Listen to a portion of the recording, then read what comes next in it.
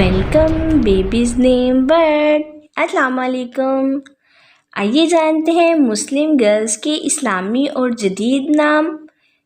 पहला नाम है बाकिया। बाकिया के स्पेल्स हैं BAQIAH बाकिया, और इस नेम का मायने है कायम रहने वाली।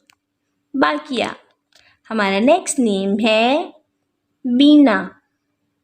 बीना के स्पेल्स हैं BEENA बीना, और मायने है इस नेम के समझदार।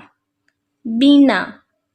हमारा नेक्स्ट नेम है बहार। बहार के स्पेल्स हैं BAHAAR बहार, और मायने है इसके फूल खिलने का मौसम। बहार।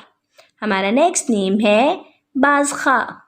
बाज़खा के स्पेल्स हैं BAZIKHAH बाज़िखा, और मायने है फ़ख्र करने वाली। हमारा नेक्स्ट नेम है बल्कीस। बल्कीस के स्पेल्स हैं BALQEES बल्कीस, और मायने है इसके खूबरू।